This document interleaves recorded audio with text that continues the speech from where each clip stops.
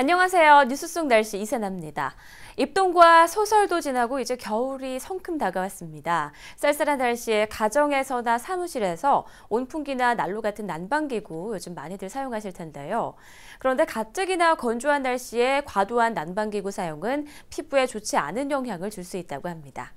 오늘 뉴스 속 날씨에서는 겨울철 실내 피부관리법에 대해서 자세히 알아보겠습니다. 도움 말씀 주실 그랜드 피부과의 이지영 원장 나오셨습니다. 원장님 안녕하세요. 안녕하세요. 네. 요즘 겨울철에는 찬바람을 많이 쐬서 그런지 유독 피부가 더 건조하다고 느껴지는데요. 어떤 겨울철 날씨 특징과 좀 연관이 있을까요? 네. 대기 중 습도가 50% 이하로 떨어지면 우리 피부의 각질층은 영향을 받게 됩니다. 피부가 적절한 수분을 유지하고 있는 것은 피부의 가장 바깥 부분을 둘러싸고 있는 각질 덕분인데요. 피부 각질층의 정상 수분 함량은 보통 15에서 20% 정도인데 대개 가을과 겨울철에는 공기가 많이 건조해 수분 함량이 10% 이하로 내려가게 되죠. 때문에 겨울철이 되면 피부의 각질층이 일어나 하얗게 들뜨거나 푸석푸석하게 거칠어지는 느낌이 많이 들게 됩니다. 네, 그렇군요. 또 겨울에는 아무래도 날이 춥다 보니까 난방기구들을 많이 사용하게 되는데요. 이런 난방기구 사용이 피부에는 좋지 않은 영향을 준다고 들었습니다. 어떤 것들이 있을까요? 네, 먼저 피부 건조증을 들 수 있습니다. 히터와 같은 난방기구는 실내 온도를 높여 따뜻하게 해주지만 습도는 건조하게 만들죠. 겨울철 적정 습도는 40에서 50% 정도인데 난방기구를 가동하는 실내는 습도가 20% 이하로 떨어지게 됩니다. 난방기구의 뜨거운 열바람이 건조해진 피부에 들어있던 수분을 증발시키고 피부 건조증을 유발합니다.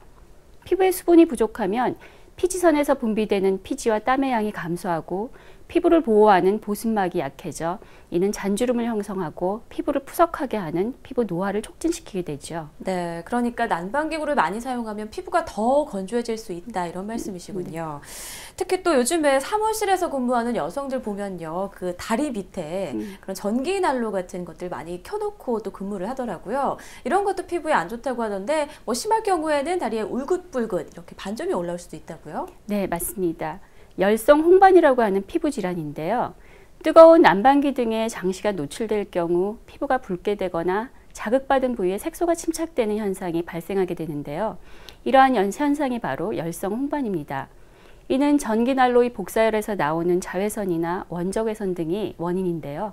증상은 주로 열에 노출되는 부위인 다리, 허벅지 등에 잘 나타나고 초기에는 붉은 반점 모양의 병변이 나타나다가 점차 고리 모양이나 그물 모양으로 진행되고 때로는 피부의 모세혈관이 확장되는 현상도 나타나죠.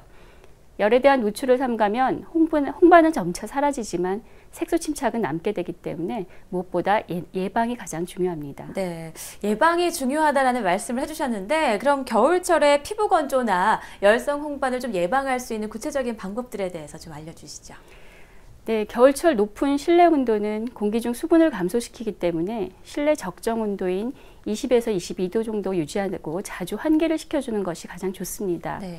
더불어 피부 건조를 예방하기 위해서 적정 습도를 유지하고 가습기를 함께 사용하는 것도 도움이 되죠.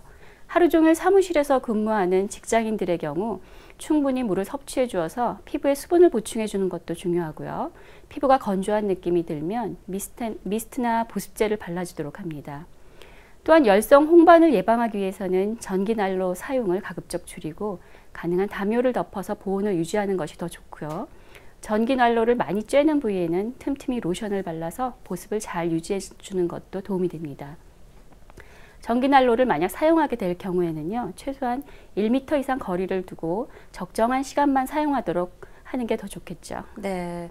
적절하게 환기를 시켜주고 가습기를 사용하고 또 충분한 물을 섭취해주는 것, 이 정도로 또 정리를 해줄 수가 있겠군요. 그런데 이런 예방에도 불구하고 만약에 피부 질환이 생겼다면 적절한 또 치료가 필요할 텐데요. 초기 대처법이나 또 피부과 치료에는 어떤 방법들이 있습니까? 그 전기난로 사용으로 피부가 이제 울긋불긋해졌을 경우에는요, 네. 일시적이라면 바로 제품 사용을 중지하시고 더 이상 열에 노출되지 않도록 하는 것만으로도 충분하지만 이렇게 초기 단계일 경우 보습크림이나 로션을 발라서 진정시키면 대부분은 호전됩니다. 하지만 증상이 지속된다면 피부과에서 레이저 시술 등 전문적인 치료가 필요한 경우도 있는데요. 열성 홍반의 레이저 치료로는 저출력 레이저 치료를 시행하고요. 대개는 2, 3주 간격으로 적어도 3회 이상 반복 치료를 받는 것이 좋습니다. 네. 또한 피부에 피부 건조 때문에 하얀 각질이 일어나거나 피부가 하얗게 뜬다면 전문적인 보습 관리를 받아보는 것도 좋다고 할 수 있습니다. 프라미스 레이저가 있는데요. 수분을 충분히 공급하면서 콜라겐과 엘라스틴 같은 것도 활성화시키고 수분 공급과 피부 진정, 재생에 효과를 볼 수 있습니다.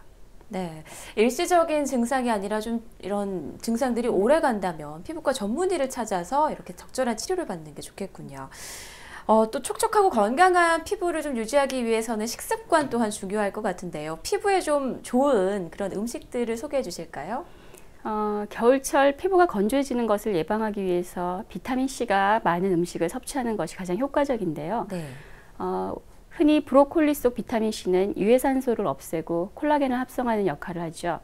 겨울철 제철 과일인 감귤 또한 비타민C가 풍부해서 피부 노화를 예방해주고 피부 탄력에도 도움이 됩니다.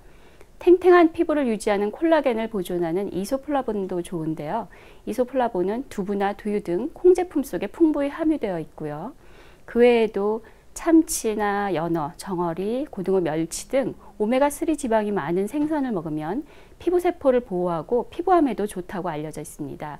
그래서 육류 위주보다는 채소와 생선 등을 섭취하는 것이 피부 건강에는 훨씬 좋겠습니다. 네, 브로콜리와 제철 과일 그리고 생선까지 잘 네. 기억해뒀다가 챙겨 먹어야겠습니다. 원장님 오늘 말씀 고맙습니다. 우리 피부가 날씨 그리고 생활 속 습관들과 밀접한 관계가 있다는 사실 다시금 확인했습니다. 추운 겨울철 높은 실내 온도와 또 잦은 전열기구 사용은 우리 피부에 좋지 않은 영향을 미친다고 하니까요. 적절한 난방기구 사용법을 꼭 지켜서 건강한 피부 유지하시기 바랍니다. 뉴스 속 날씨 오늘 준비한 내용 여기까지입니다. 시청해주신 여러분 고맙습니다.